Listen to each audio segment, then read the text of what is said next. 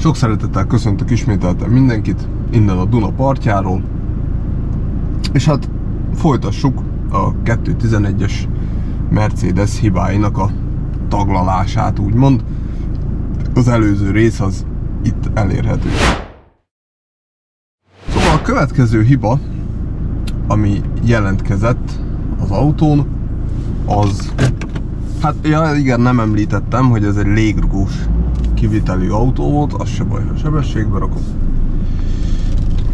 Ez egy légrugós kivitelű autó volt, és ezzel kapcsolatos a következő hibája az autónak, mégpedig, hogy pont nyaralni voltunk oda, ahol hát gond nélkül megtettük az odavaló utat.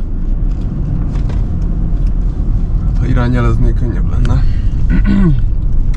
kitalálni, hogy merre mész. Szóval megtettük az odautat, ott is voltunk már pár napja, használtam az autót probléma nélkül, egyszer csak azt vettem észre, hogy ugye mindig, amikor az ember vagy legalábbis azt az autót én leállítottam, ott a légrugót, hogy van neki egy alaphelyzet, amikor be van indítva az autó, illetve amikor le van állítva, akkor egy picit lejjebb engedte mindig.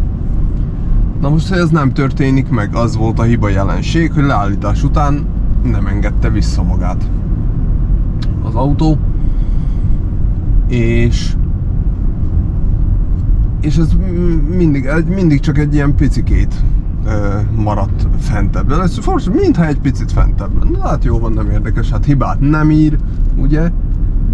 Csak azt mintha nem úgy állna, vagy nem lehet hallani, hogy leengedni.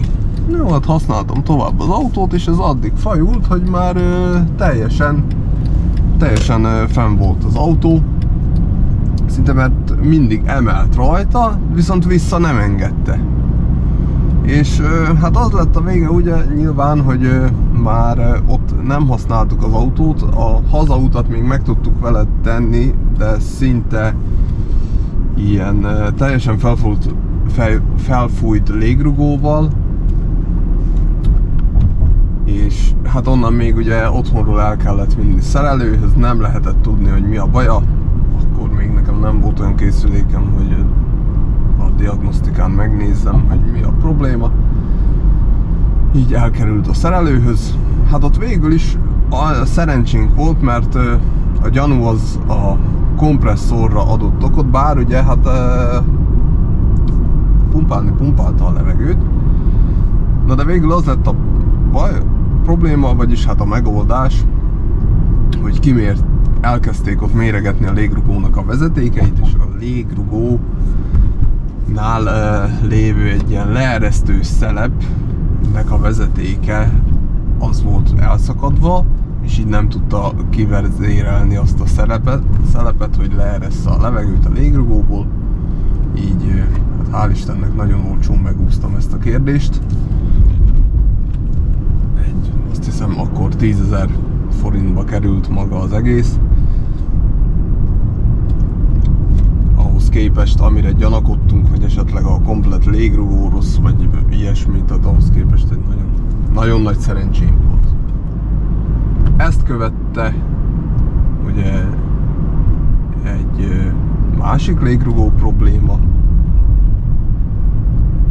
amiről ejtettem már szót egy korábbi videóban.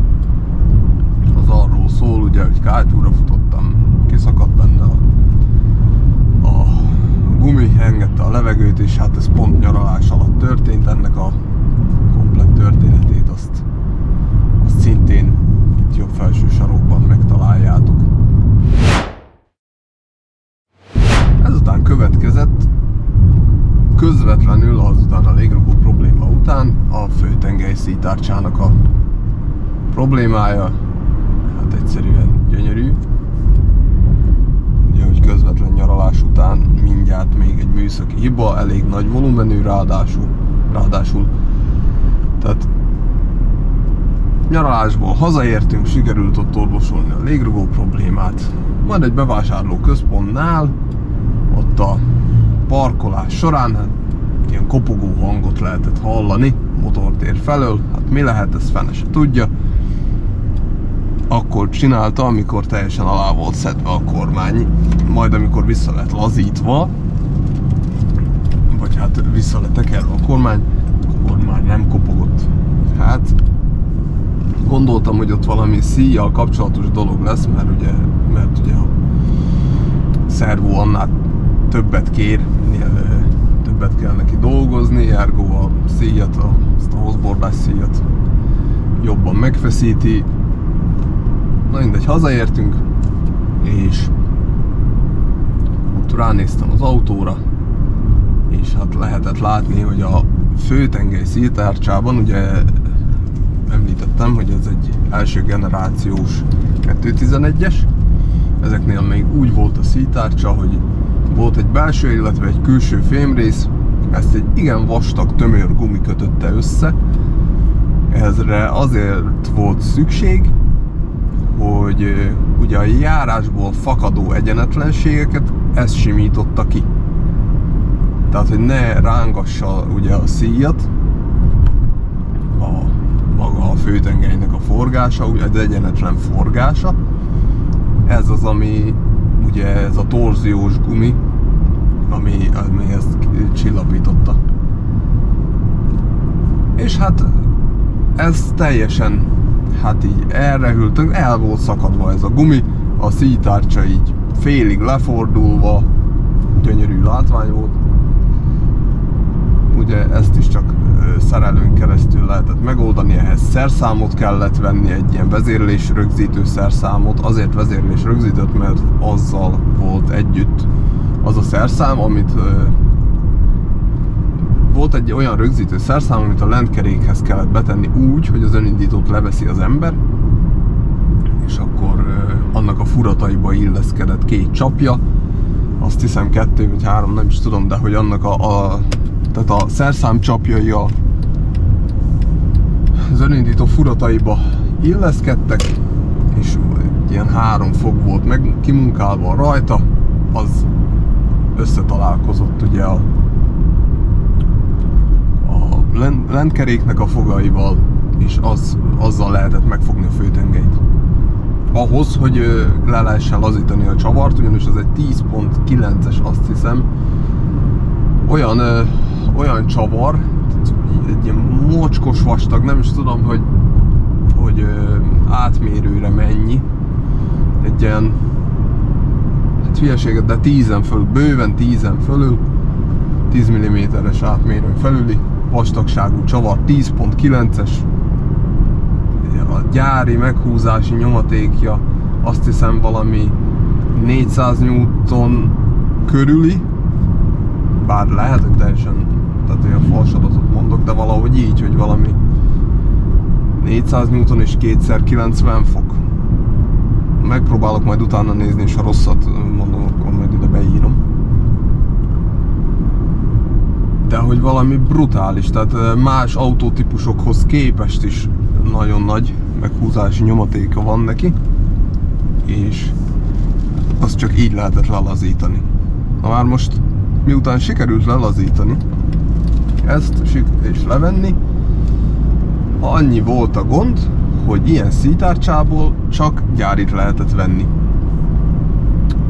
És hát vagy gyárit, ami ilyen, utángyártottba ezt a típust nem lehetett kapni, ezt a vastag gumis típust, hanem a faceliftes változathoz valót, ami egy lényegesen vékonyabb gumírozású szítárcsa, az viszont azt megrendeltük, azzal nem is volt baj, az fele annyiba került, mint ez a gyári, nagy vastag gumis. Viszont ez ugye rázta a szíjat, mert ez nem tudott annyit csillapítani.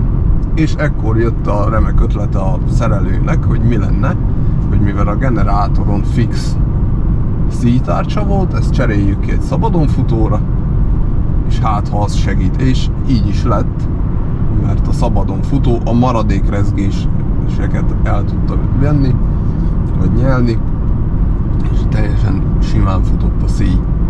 Úgyhogy ennek a kérdésnek ez lett a megoldását. Ez is úgy egy jó Szerintem 2 vagy 3 hetes állását eredményezte egyébként akkor az autónak. Ezt a problémát követte egy olyan jellegű gond, ami hát szintén egy bevásárlóközpontnál jelentkezett először.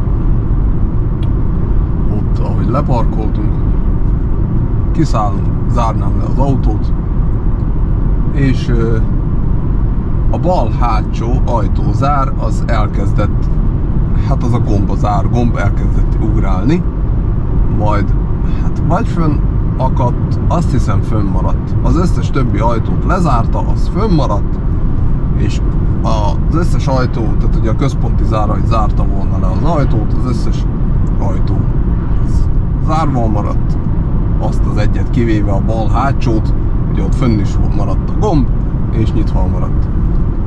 Lehetett ezt azzal orvosolni, hogy az ember kézzel lenyomta, és akkor bezárt. Csak hát ez így nem az igazi, ugye? Oké, tehát akkor bele kellene nézni az árszerkezetbe. Ez is megér egy misét, mert ugye ott a hátsó ajtónál le kell bontani a komplett kárpitozást. Az még nem is olyan bonyolult feladatot, vigyázni kell, van egy ilyen, pontosan nem tudom milyen vezetéknek hívják az ilyet, de hogy több szál van egy ilyen műanyag burkolatba, vagy igen, műanyag burkolatba belefogva, és hát hogy az el ne szakadjon, mert az elég drága talán, de egyébként tehát, azt az ember kihúzza csatlakozóból, le tudja venni a kárpitot, amögött, a kárpit mögött van egy ilyen, hát egy ilyen zajvédő szivacs, ilyen szigetelő szivacs, azt kell még levenni hozzá. Ezzel az a baj, hogy ez ragasztva van, tehát ezt csak roncsolással lehet levenni, elég jól is fogja, és ugye utána mindig vissza kell ragasztgatni, mikor ezt az ember megbontja. Csak ha véletlenül nem úgy engedi el a ragasztó, vagy nem úgy csinálja az ember, akkor mindig egy kis anyag leválik ebből a szivacsból, és ugye hát ezt olyan sokszor nem jó bontogatni.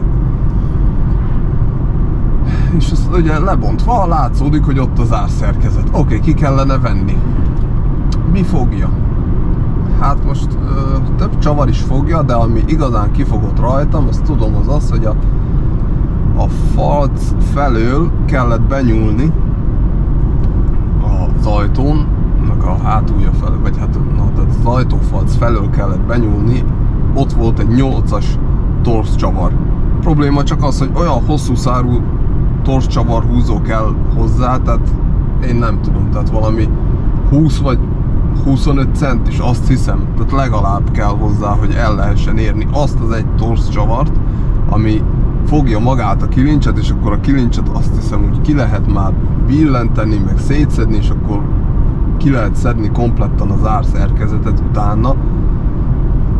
De hogy az is, tehát megőszültem, mire hát ugye a próbálkozás, és akkor egyszer nagy nehezen sikerült levenni, aztán az lett a vége, azt hiszem, hogy a Fakomnál vettem egy ilyen jó hosszú szárú 8-as torszcsavarhúzót, de hát na kikerült az ár, annyi a lényeg, szétszedtem, ott lehetett látni egy ilyen kis, ilyen nagyon pici, ilyen 5-6 mm átmérőjű rugó, amit hát mondjuk nem tudom, hogy itt Magyarországon mennyiért adnának, lehet, hogy még a vásárba is elmegy az ember, egy vásárba, egy lomosnál találna az ember, de mindegy, tehát olyat kellett szerezni, hát eBay-en volt valami nagyon brutális 2 fontért 6 darab, vagy nem is tudom, mert külön van ugye balos-jobbos zárhoz, mert másképp áll benne a rugó, és az, ami